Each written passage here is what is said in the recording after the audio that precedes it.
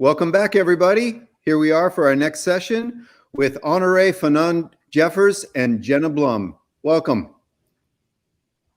Hi, Tom. How are you? How is everybody out there in Sanibel land?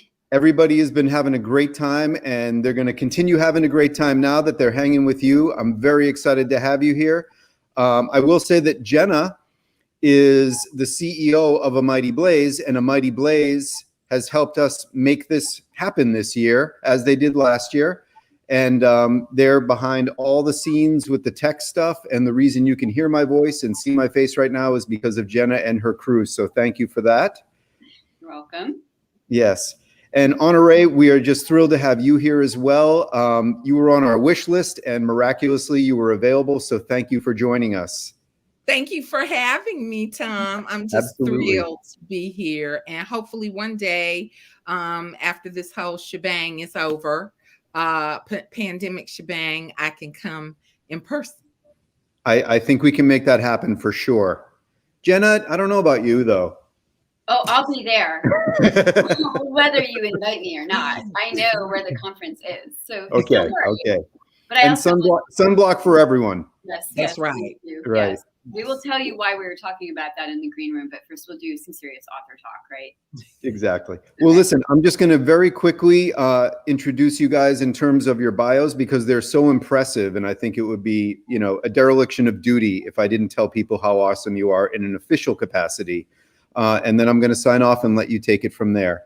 Okay. So Jenna Blum is the New York Times #1 bestseller of the novels Those Who Save Us, The Storm Chasers, and The Lost Family. Her latest book is a memoir, Woodrow on the Bench, about her beloved Black Lab's last 7 months of life and what they and he taught her.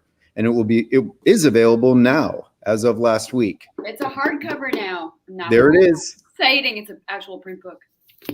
Okay. Jenna is one of Oprah's top 30 women writers and is the co-founder and CEO of the literary social media marketing company, A Mighty Blaze, as I've already said. She earned her MA at Boston University in creative writing and has taught in writing workshops at Grub Street Writers for over 20 years. She interviewed Holocaust survivors for Steven Spielberg's Survivors of the Shoah Visual History Foundation and is a professional public speaker, traveling nationally and internationally to speak about her work. Jenna is based in Boston, where she lives across from Woodrow's Bench and is currently a dog mom to her Black Lab puppy, who's not really a puppy anymore, no. Henry Higgins. There he is. He's on the floor, bored. Yeah. And Honoree Fanonne Jeffers has been lifting her voice on issues of Black culture, racism, American history, and gender for the last 20 years through writing. Her most recent collection, The Age of Phyllis, was longlisted for the National Book Award in Poetry and nominated for the 2021 NAACP Image Award for Outstanding Literary Work in Poetry. She's also the author of The Gospel of Barbecue, Outlandish Blues, Red Clay Sweet, and The Glory Gets. This year, she became the author of her first novel, The Love Songs of W.E.B. Du Bois, also long-listed for the National Book Award in Fiction. Du Bois.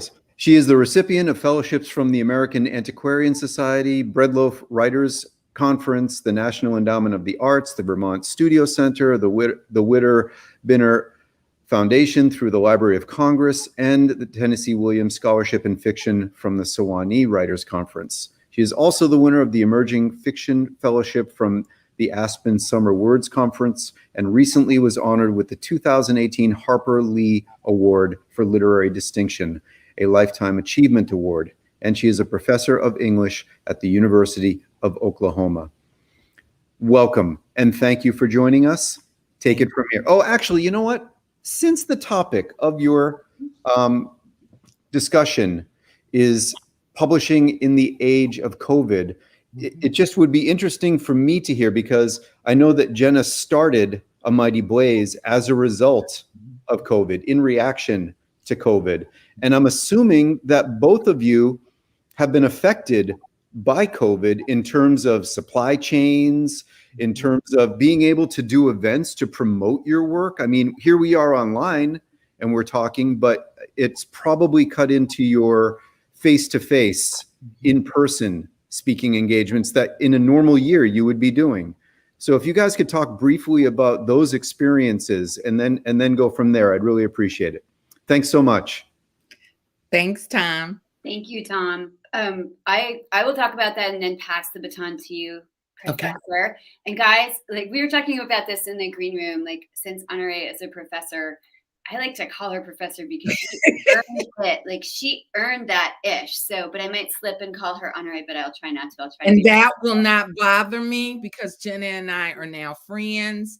And to my friends, I'm Honoree on first name basis. And also to fully grown people. That's not me, Professor. Like I gotta stick to fully grown people, but 19-year-olds, 20-year-olds, that kind of thing. Right. So yeah, I'm excited about hearing about how you started A Mighty Blaze. All right, so I'm gonna take you guys through that, and then where I am right now, which is not my usual place that I broadcast from, because it's all connected to Tom's question about how this has affected authors, and I want to hear what your journey is like, and then ask you some questions about that. But my response to most crises is indignation. And then action. And when it became apparent during the first week of the pandemic that my friends' book tours were going to be shut down by COVID, extinguished by COVID, I got really angry because I knew that people had spent 3, 5, 10, 20 years on their books, and that their tours were going to be canceled and they weren't going to be able to reach their readers. And that's what we all love to do most. Like we need to get out and introduce our books to readers. So I approached Caroline Leavitt, who is a New York Times bestselling novelist who is all heart, and said to her, do you want to join forces? I'm going to just sort of vomit up some social media pages and create them like this afternoon. And then we'll put all the books that are publishing every Tuesday on those pages so that readers know where to find the books and the authors can introduce their books to readers. And within the first week of our announcing that this was happening, it was like being the only lifeboat rowing away from the Titanic. And we had every author who was publishing for the next several months be like, take me, please, like take me on the blaze. And now we have like this sort of TV network of programming where we have authors on pretty much every day of the week except for Mondays. We have frontliners, and we have Zeitgeist, and we have Authors Love Bookstores, we have The Thoughtful Bro, we have debut fiction and nonfiction, we have a baking show. So whatever you want to see that's book related, we'll put it on so that we can help readers and writers connect. The thing that's super meta about this is I am an author. So for like a year and a half, I was just running this thing and playing around. And then my publisher was like, you're not going to be touring this year. And I was like, oh, really? You think so? I'm not actually getting out to my microphone to like meet my people. Are you crazy? Because I like run over an old lady in the street to get to a mic. But in fact, like my tour schedule now is for Woodrow, which I have to keep holding up because every time I say Woodrow, he appears.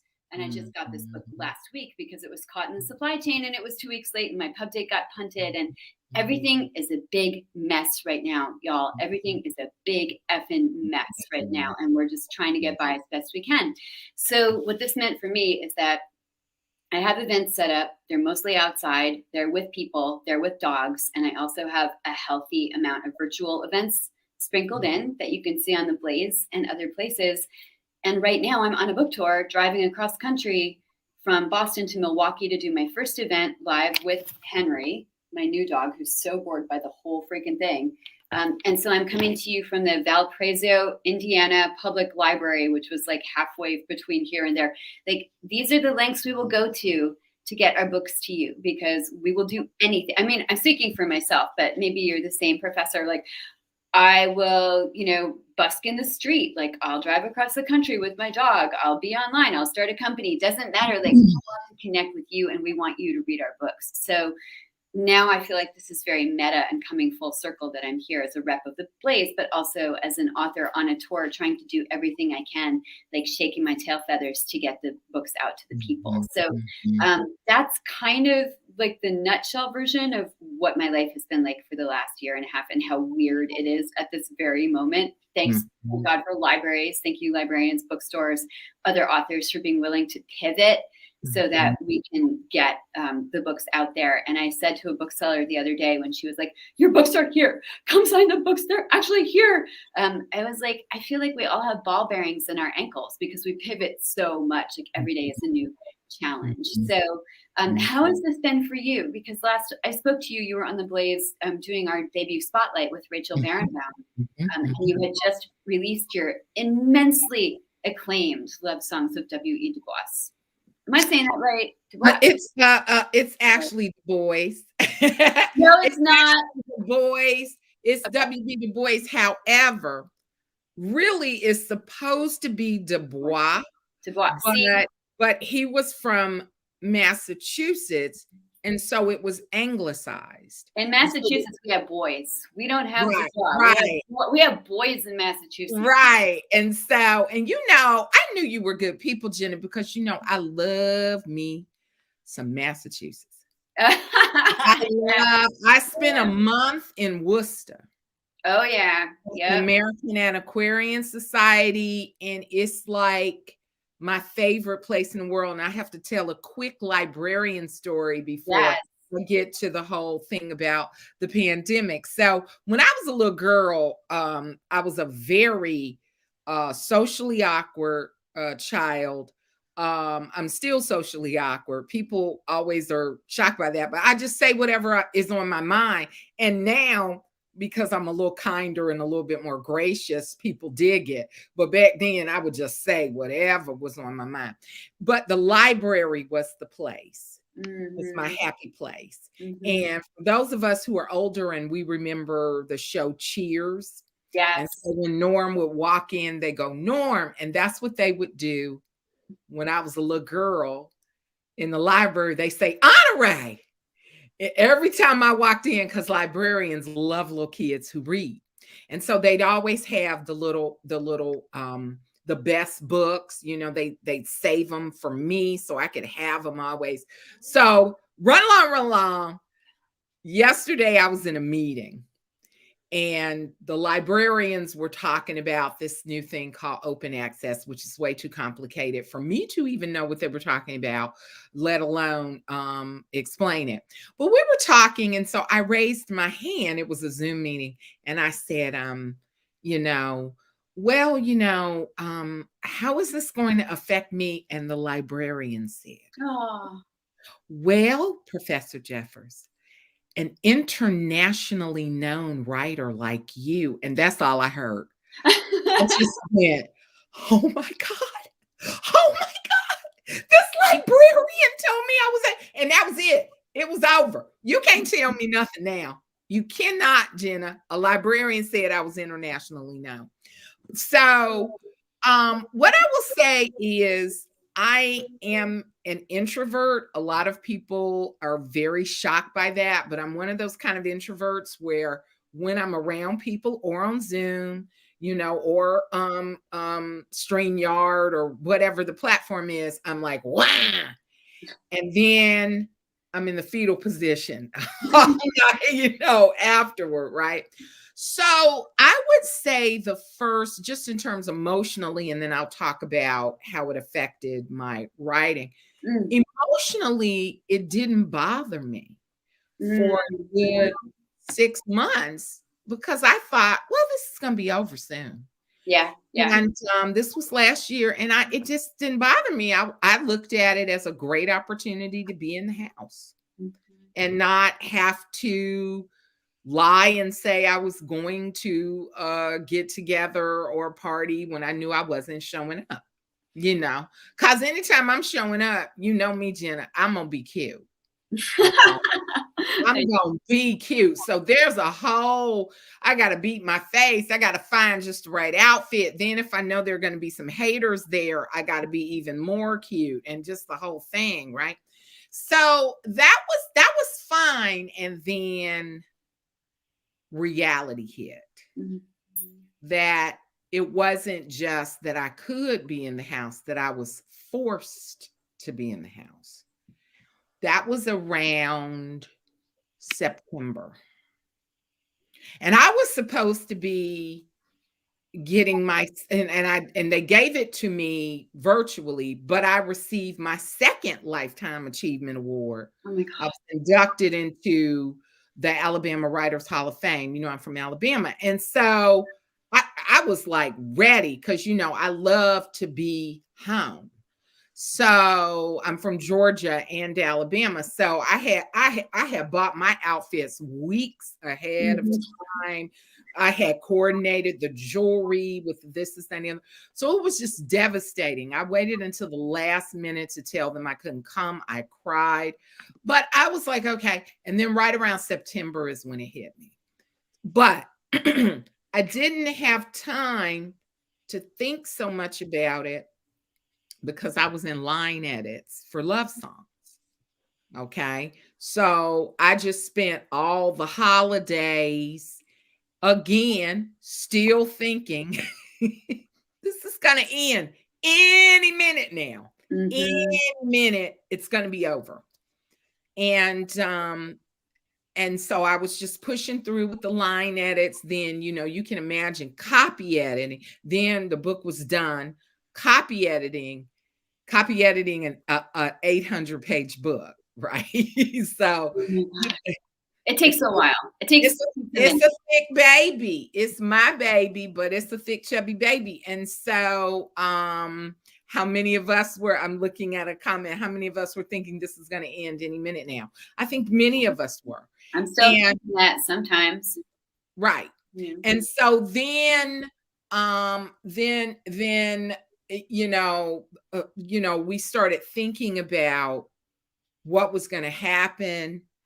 And my publicist we were toggling back and forth. Is this going to be online? Is it now in 2020? What was happening was I got really tight with a small group of Black bookstagrammers, African-American bookstagrammers on Instagram, young folks. I'm in my 50s. And so they were telling, you know, I would be picking up things from them, right? And I had lives on, because the book of poetry came out in March of 2020.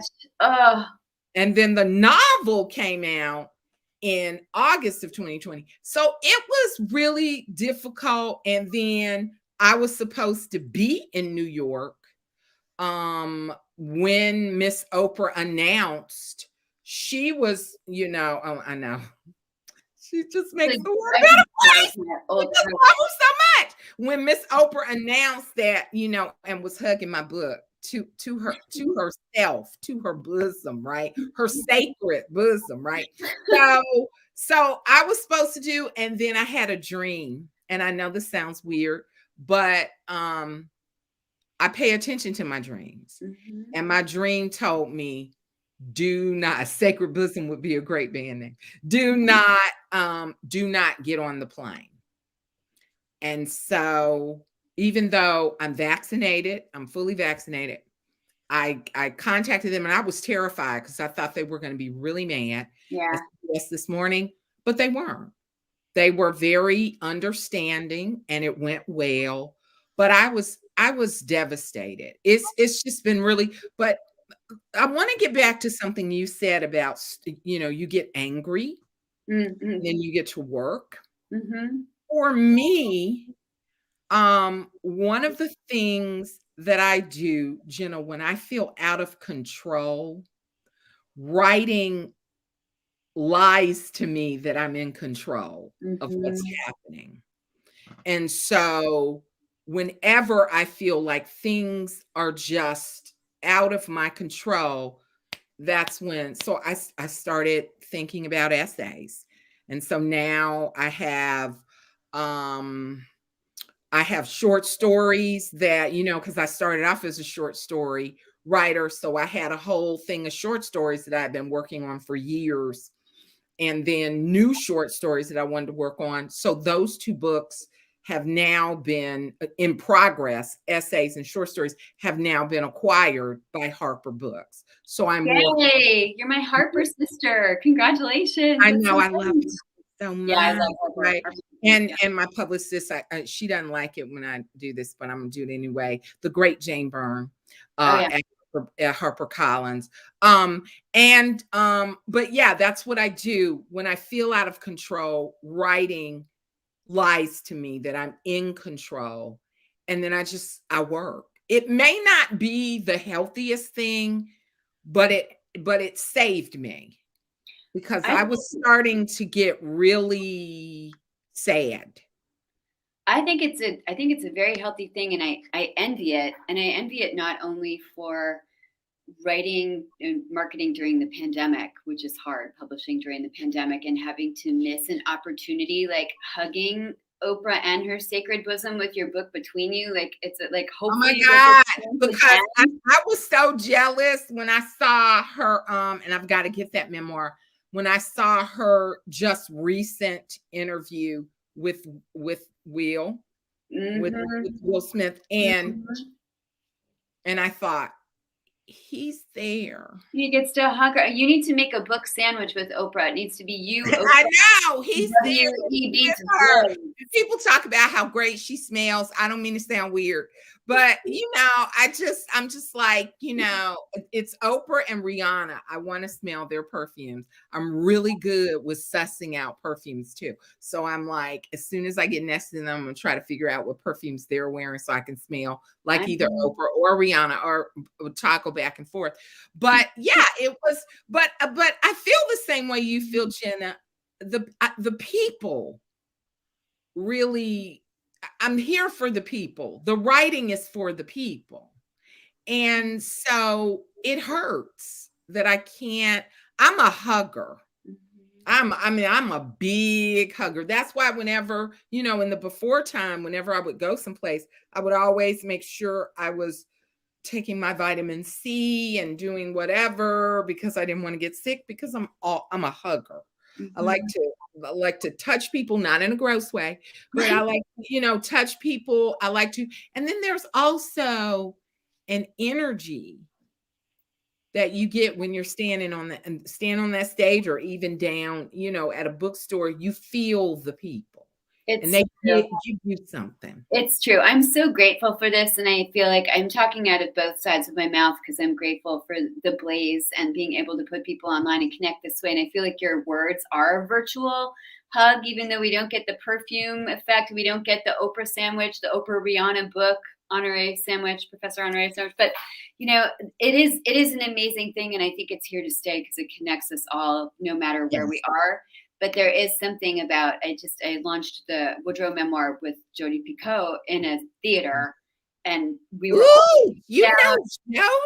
I stalked her on Twitter. I love Jodi. So she is not only great, a great writer, she is an activist for women's writing. That's how I got to know each other, actually, is on Twitter, when we were both being politically outspoken, and then we were getting trolled really badly and dragged. And so I wrote to her behind the scenes and said, solidarity, like, this is a hard thing to see haters getting on you every day and saying all sorts of bad, all sorts of stuff. Sexist things. And women's writing, we women are the biggest readers. That doesn't mean that we don't want men to read our books, but women tend to be the biggest readers, and so we have to support women writers. So anyway, so you and Jodi. It was me and Jodi, but we were on a stage, and she actually has asthma, so I wasn't sure she would do a live event. And she said, if everybody's maxed and vaxxed, like you have proof of vax, that's what you need to get in the theater. Right. There was something about being on the stage where I was like, this is going to be a little weird, because everybody has masks on. I can't read the room. It wasn't weird. It was great. I was like, I have my mic. I'm like, my mic is back. I'm so happy. I remember one of the tech guys saying, well, the mics are hot, ladies. So, watch what you say. And I was like, careful. You say hot mic. You said hot mic. That's my boyfriend, hot mic. So I'm wondering about a couple of things. And one is when do you think you might be back in the public eye, in person, hugging people? And the other is, we talked a little about your writing as a way of being in control. It's so smart. Like I have a friend who finishes a book in the morning and starts another in the afternoon. And I don't mean reading, like he's that apocryphal writer who actually starts writing another book in the afternoon. And the reason he does is once he hits send to his editor, he has no control over that. I mean, very little control over that book anymore. It becomes a sort of a family project. It goes to the publisher and everybody at that house works to make it alchemized from a manuscript into a book. Yes. You start to relinquish control at that moment, and your control gets less and less as the book goes along in the process. So to feel like you have some agency with your actual writing, I think is very smart. I am not a smart person. I don't do it. I'm like, I'm going to run a company. That's not true, but you don't. You do you. That's not true. I'm a marketer now, like a little bit of writing, a little bit like, but I don't write as much as I used to because I'm involved in Blaze and marketing and helping writers reach other writers, and that's fine. It's a chapter I'm in. Did your writing life change significantly? Oh yeah, it did. Okay, because I know you were like, well, you know, we're writers. Pandemic, not a big deal. Everybody dresses like writers now, only from the waist. Very much so. I mean, let me say this: I had a little bit of organization before the pandemic. I've never been a good housekeeper, and my house is always junky and kind of funky or whatever. But now, I mean, you know, this is the only like kind of okay cute room. The rest of the house looks like I'm auditioning for hoarders. So I'm actually having to make these decisions, you know, as an African-American woman who's descended from sharecroppers and tenant farmers and of course enslaved people. My grandmother was a former domestic. My mother was a domestic during the summers when she was a college student at Spelman College. It made me feel some kind of way, as the kids say, to start saying, okay, I'm organizing over the holidays, you know, because I won't have the tour. And then I'm getting a housekeeper. And then I'm getting a laundry service. I'm just like, it just feels like weakness to me. But I'm an older person now. I'm 54. I don't have the same kind of energy to be working 15 hours a day and then, you know, cleaning my toilet and washing my dishes and doing whatever. But what I will say is, in terms of, I'm always working on several projects at the same time. So what I do is I nibble on something in the background. And then typically I've got 2 projects that I'm actively working on, because I can get very depressed when a project isn't speaking to me. I can get really sad. And so I pivot, like you were talking about the ball bearings and the ankles. I pivot. And I remember once, this was years ago, I used to have a blog. And when I shut down the blog, it had over 250,000 hits. And it was, and you know, for it just to be like this mom and pop thing, I didn't have any sponsors, you know, And I started that when I wasn't feeling well. I once had a chronic health. And so, it has changed. And Jenna, you've been, you know, a really best-selling writer for a while. People don't buy poetry. So I've never experienced this sort of attention before. I have 5 books of poetry, but a friend of mine, Robert Jones Jr., he's actually a finalist for the National Book Award, and he's a dear friend. And he kept asking me, are you ready? Before the book came out, because, you know, the advanced readers copies were coming out.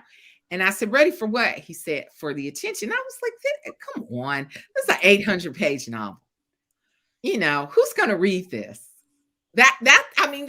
This is not my being falsely modest. No. It's going to be, I thought it was going to be a nice, critically acclaimed flop.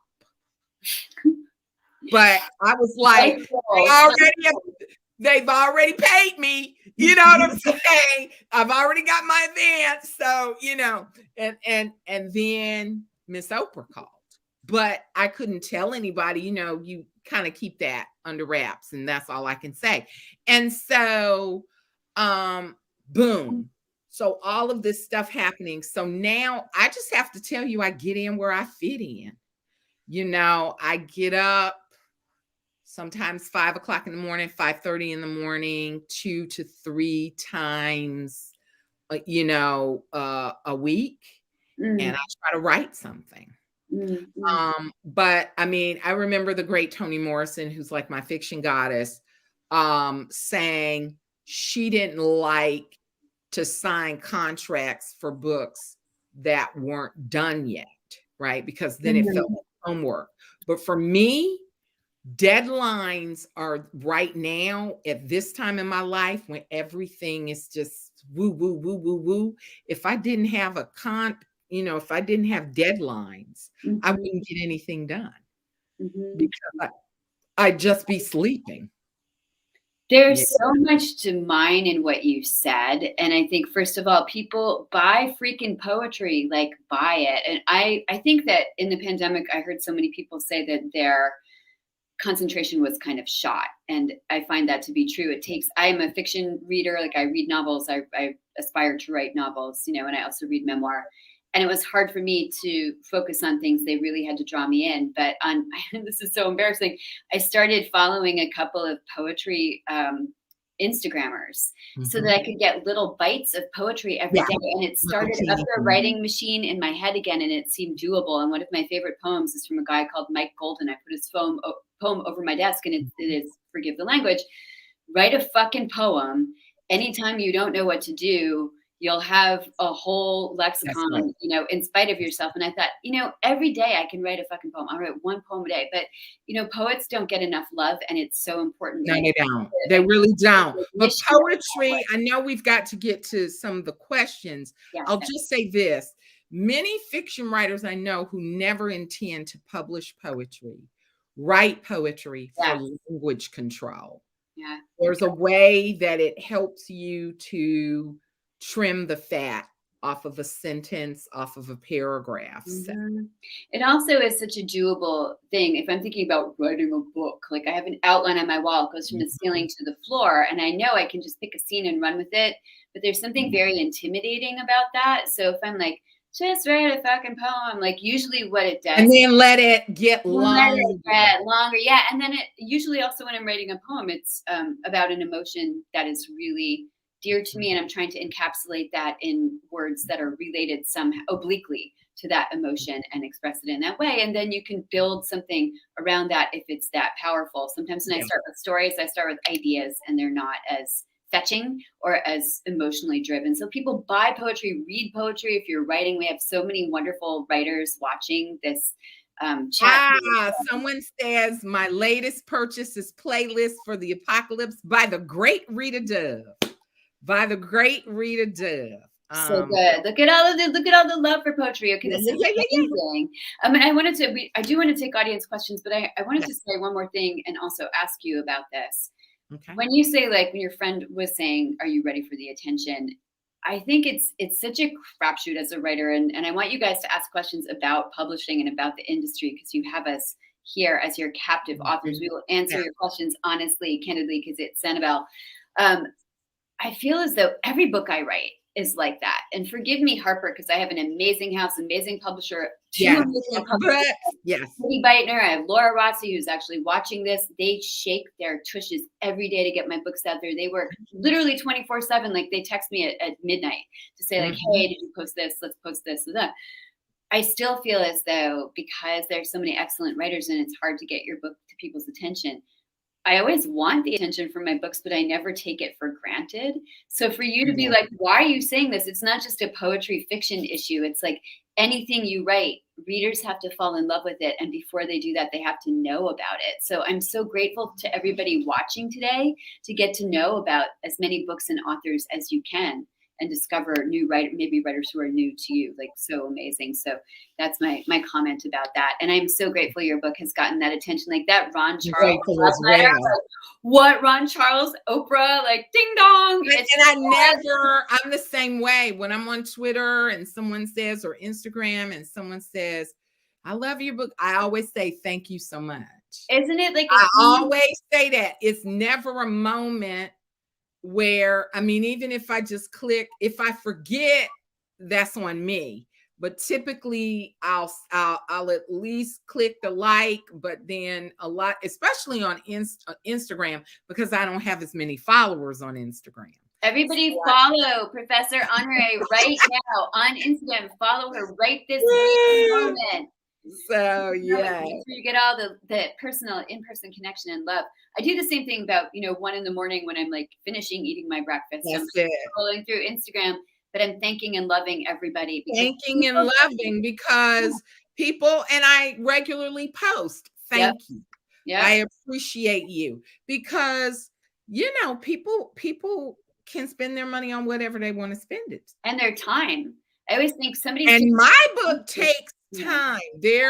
Unless people are super rapid readers, it's going to take a good 2 weeks, 3 weeks, to maybe even a month to finish my book. And so, all right. I think, and Margaret, would you like to throw some questions at? As introverts, how did you motivate yourself to get involved with social media and marketing as ways to promote your work? Ooh, what a great question, Kaden. I'll take that one first, and then I will. Yeah. What I first got on social media on Facebook, which is mostly older people now, but that was when Facebook was the jam, and I first got on there. And then when I, as I mentioned, I had a chronic health issue, I decided I was going to start a blog, just to sort of connect with people, because I don't do it a lot in real life, right? I got on Twitter to publicize the blog, and that's how I started. Doing that. So yeah, that's a great question. I think that fortunately or unfortunately, social media is a perfect fit for me as an introvert. I'm an extrovert's introvert. I need recharging alone time, and I need to be around people also. And social media is sometimes the best blend of both worlds, because it allows me to do an orchestrated personality page. So everything you see on all my feeds is true. Like I posted the library I'm sitting in, I posted my writing with my dog, I post like whatever, but it's also only 10% of what is actually going on in my life. So I feel like there's a sort of protective firewall around things that there are good boundaries there. But I also find it like I'm somebody who lives alone, except for Henry, my dog, and writes alone. And I feel like I carry a community in my pocket when I have social media. So for all of its ills, I know it can be divisive. I know Facebook can be like the face of evil. Like, there are many things that are tearing our fabric apart that are social media driven. At the same time, it can also be incredibly connective. And so when I'm on the road now, like I take great solace in checking my social media pages and seeing like 100 people saying like, we see you, good luck, be safe. And I'm just like, I feel lifted. And I also think for you writers out there and aspiring writers, it is the best way to follow and connect with writers and agents and editors talking about publishing. Like when I was a young girl back in the olden days, we had to buy Publishers Marketplace, and it was a book that was, oh my God, remember this. You had to buy a new one every year. Digest and all of that. Yes. It was like a phone book. And now you can go on Twitter and you can talk to those people. But we used to have to send them letters that you wrote with a pen on paper and be like, dear publisher, I love you. Will you publish my book? And it was just like, no, hi, no. And so now you can just be like, hey, I follow your author on Twitter, blah, blah, blah, I love you, blah, blah. It's so connected. Like, again, I got Jodi Picoult to come to my launch because I was like, hi, I love you on Twitter. So on Twitter. Same with me. Maude Newton and I have gotten to be very tight on Twitter. So good. So good. Love. Yes. So great question. You can make it work for you. I'm going to read these out loud, guys, because we also put these as podcasts. So we strip the audio. I'm going to read this. Did anything you learned before the pandemic in terms of managing expectations help you weather your publishing roller coaster journey? Again, amazing question. That is amazing. That? I try to get sleep when I can. And that's the pandemic. There was a while where I was sleeping way too much because there wasn't anything to do. And now that I'm so busy, I'm still very aware of, in ways that I wasn't before the pandemic. Okay, I'm tired now. Mm-hmm. Okay, I'm tired now. And that also connects to what Jenna was just talking about with social media. You know, I guess because of the person that I am, I don't get a lot of creepy people. I just, you know, people are for the most part very kind to me, but, you know, I think that might be because, you know, that's the way I try to be with other people. But I'll get on there and be like, I'm tired. And they're like, Honoree, take a nap. Mm-hmm. And so it validates me. Mm-hmm. You know, it validates me when I'm sort of like, oh, I should just keep pushing or whatever. But yeah, I've learned to slow down because of the pandemic, and that it's a platitude, but you can't pour from an empty cup. You cannot expect to continue to write if you don't take rest. So that's what I've learned. Better late than never. So great. I also, it sounds like a plug for my book, and it kind of is a plug for the book, but right before the pandemic, my dog passed. And so this whole memoir is about where is it? StreamYard, so difficult, is what the last 7 months of his life taught me. And that actually helped me weather the pandemic and this post-pandemic confusion where we all thought it would be over, and it's still going on and with new problems. And, you know, you have to be flexible. But what Woodrow taught me really was to ask for help when I needed help, and to appreciate community. And even like yesterday, driving across the country, you know, like I was reaching out to people and soliciting their encouragement, because it is a strange thing to be publishing now and not knowing where your books are, and like how do you reach people. And so having learned those lessons from my old boy, and like taking care of him, to ask for help, accept help, relish your community, reach out, like those are really useful lessons for me. I think I'm getting like a signal that we're almost out of time. I think we have time for one more question. Yes. No pressure, no pressure. Do you think COVID will change the publishing and literary worlds permanently, or will it return back to how it used to be when the pandemic ends? That is a taboo question, Brent. It's never. I think that we need to be aware that even if we don't know what's going to happen in the future, we're never going back. Yeah. There's just a difference. People are different. I've noticed that. Some not for the best, but other people are really sort of learning. And so I hope also that we will continue with a hybrid model for events, so that, you know, even if people can't be somewhere in person, that they will stream, you know, that they'll find ways to do those sort of things, because I think that you know, we want to encourage literacy as a college professor. You know, that's important to me. And people who don't live in New York or big cities or whatever, I think it's great that they can still partake. Jenna? Well, thank you. I agree. I don't think we're going back to the way it was before, because I don't think the world is going to go back. I just stopped into one of my favorite bookstores in the world, Belmont Books, and it's owned by people I taught in my novel workshop at one point. And I was there humbly signing books that had finally come in. I was like, thank you, God. You know, I feel like I've gotten my hardcovers during an embargo of some sort. So that's like the sort of negative part of it. And I said to my friends, someday, you know, 5 years from now, we're going to be sitting there with a whiskey and, you know, talking about how at this point we were really a part of this strange wormhole in history, but we're not going back to the way it was. We're going to have a new normal that will hopefully be easier than it is now. But it will have taught us also valuable lessons about how to be. And I totally co-sign the idea of having better infrastructure so that we can continue to promote digital and hybrid events for people who live in rural areas that might be underserved, currently with their internet. Some of the places I'm speaking this week are very rural libraries, and so like getting the material to kids, literacy to kids and people in those communities is so important.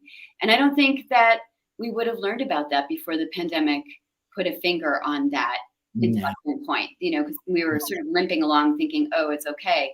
But now we have print, we have digital, we have audio, we have these online platforms.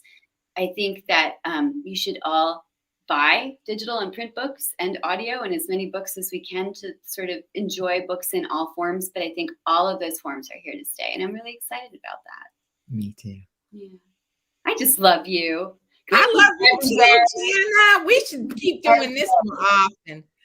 We should do it a lot. Guys, you missed a fabulous discussion in the green room about makeup and about like being in our 50s and being fabulous and like, dermal filler. That's me, not you, dermal filler. So we should have like a little chick party at some point and talk about that. But thank you for joining us for a discussion about literature and publishing and asking your great questions and being thank you.